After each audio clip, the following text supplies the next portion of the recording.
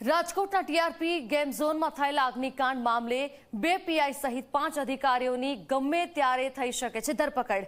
Rajkot crime branch કે SIT બોલાવી શકે છે પૂછપરછ માટે। સસ્પેન્ડ થયેલા અધિકારીઓને સવાલ કરવામાં આવી શકે છે। વીઆર પટેલ, એનઆઈ રાઠોડની ધરપકડ થઈ શકે છે, તો પારસ કોઠિયા, ગૌતમ જોશીની પણ ધરપકડ કરવામાં આવી શકે।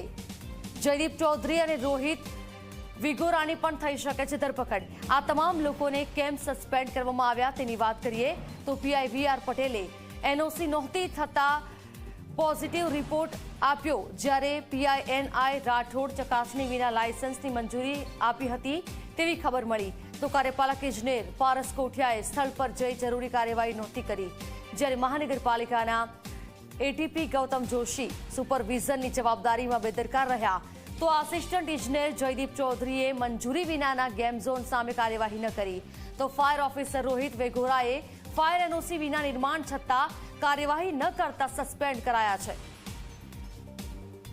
તો હજુ પણ આ અધિકારીઓની તપાસ યથાવત છે। કેટલા નામ હજુ સામે આવે છે તે તો જોવું રહ્યું, પરંતુ જે 28 લોકોએ જીવ ગુમાવ્યા તેનું શું, તે તો સવાલ હજી એ જ છે।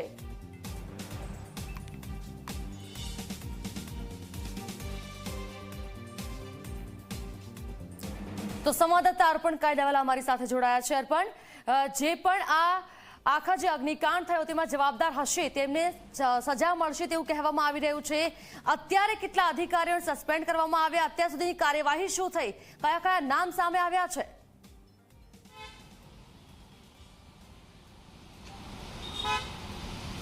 ધરા, જે વહીવટી નિર્ણય રાજ્ય સરકાર દ્વારા લેવામાં આવ્યા, પ્રથમ તો જે રાજકોટ મ્યુનિસિપલ કોર્પોરેશન માર્ગ મકાન વિભાગના જે જુદા જુદા અધિકારીઓ હતા, 7 અધિકારીઓ તેમને સસ્પેન્ડ કરવામાં આવ્યા, અને ગઈકાલે મોડી સાંજે જે આપણે જોયું જે પ્રમાણે રાજ્ય સરકારે વધુ એક કડક પગલાંના ભાગરૂપે રાજકોટ શહેરના જે 3 વરિષ્ઠ આઈપીએસ અધિકારીઓ હતા, શહેર police commissioner, additional police commissioner અને ડેપ્યુટી પોલીસ કમિશનર, આ 3 અધિકારીઓની બદલી તો કરી દેવાઈ છે, સાથે જ તેમને વેઇટિંગ ફોર પોસ્ટિંગ રાખવામાં આવ્યા છે। એટલે આમ કહી શકાય વહીવટી રીતે કે એક પનિશમેન્ટ મુજબનો ઓર્ડર થયો છે।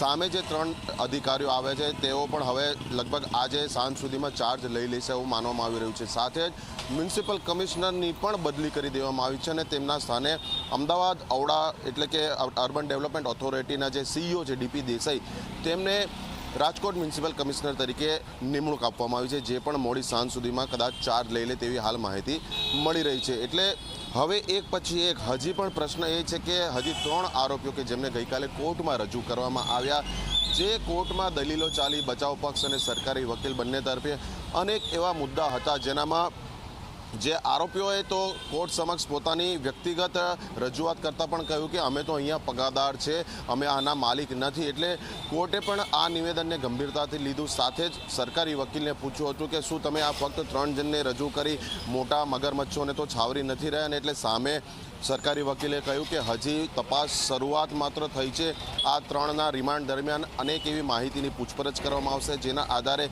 જે કોઈ પણ આખી આ ઘટના આખા કાંડમાં સંડોવાયેલા છે તેમને કોઈ પણ સ્થળેથી પકડી પાડવામાં આવશે। એટલે હાલ જે 24 દિવસના રિમાન્ડ મળ્યા છે ગઈકાલે, હવે 10 જૂન સાંજે 5 વાગ્યા સુધીના રિમાન્ડ જે મળ્યા છે તે દરમિયાન પોલીસ આ 3 આરોપીઓને સાથે રાખી ઝીણામાં ઝીણી વિગતો કે કોની સંચાલન હતું, કોની માલિકી હતી, પાર્ટનરશિપ શું હતી, જે રજિસ્ટર્ડ ડીલ શું હતી, જમીન ભાડે લેવાય, પોતાની માલિકી, એવા અનેક મુદ્દા જે છે તેની વિસ્તૃત તપાસ કરશે, અને જે ફરાર લોકો છે તેમને પકડવાના પ્રયત્ન કરશે।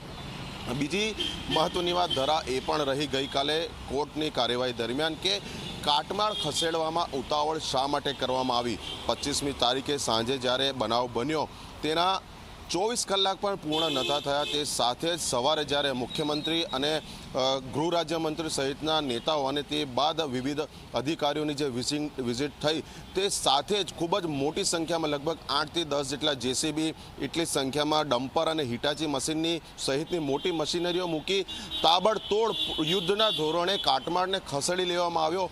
ત્યારે પ્રશ્ન એ છે કે હજી સુધી આખી ઘટનામાં કેટલા લોકો ગુમ છે, તેમનું શું સ્ટેટસ છે, તેઓનું મૃત્યુ થઈ ચૂક્યું છે અથવા તો તેઓ કઈ કન્ડિશનમાં છે, તેનો કોઈ સત્તાવાર જવાબ હજી સુધી નથી મળી શક્યો, નથી કોઈ આપણે તારણ ઉપર પહોંચી શક્યા। ત્યારે કોના ઈશારે શા માટે કયા ઈરાદાથી આ તાબડતોડ કાટમાળ ખસેડી દેવામાં આવ્યો કારણ કે જે કાટમાળ ખસેડવામાં આવ્યો તેનામાં સંભાવના પૂરેપૂરી રહેલી છે કે જે લોકોના મૃતદેહ અથવા તો હજી સુધી તેમની ભાળ નથી મળી, ક્યાંક દુર્ઘટનામાં તેમના મોત થઈ ચૂક્યા હોય અને તેઓ એટલી ગંભીર રીતે બળી ગયા હોય કે તેમના અવશેષો પણ હાથમાં ન આવે, એટલે એક સાથે યુદ્ધના ધોરણે મશીનરી વાપરીને કાટમાળ ખસેડવાની જે ઉતાવળ કરવામાં આવી તે આખી પ્રક્રિયા પર મોટી અસર કરે તેવું છે. કારણ કે ગઈ 26મી સાંજ સુધીમાં તો તમામ કાટમાળ ખસેડી લેવામાં આવ્યો, તે બાદ પણ આખું મેદાન હવે ત્યાં જાણે કે બનાવી દેવાનું હોય ને હવે ત્યાં FSLના અધિકારીઓ, વિવિધ જે તપાસ એજન્સીઓ છે તે હજી માનવીય અવશેષો શોધવાના પ્રયત્નો કરી રહ્યા છે. ત્યારે પ્રશ્ન એ છે કે હવે જે પ્રમાણેની સફાઈ ત્યાંથી કરી દેવામાં આવી છે તો કઈ રીતે કોઈ અવશેષ મળશે?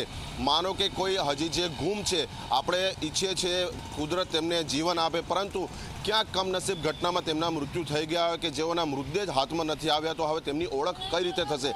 આ કાટમાળની વચ્ચેથી તેમના અવશેષો કઈ રીતે મળી શકશે? એટલે સૌથી મોટી બાબત ગઈકાલે કોર્ટમાં આ જ હતી કે કાટમાળ ખસાવવાની ઉતાવળ કોના ઇશારે કઈ નિયતિ કરવામાં આવી, જેનો જવાબ હાલ તંત્ર પાસે નથી. ધરા બિલકુલ.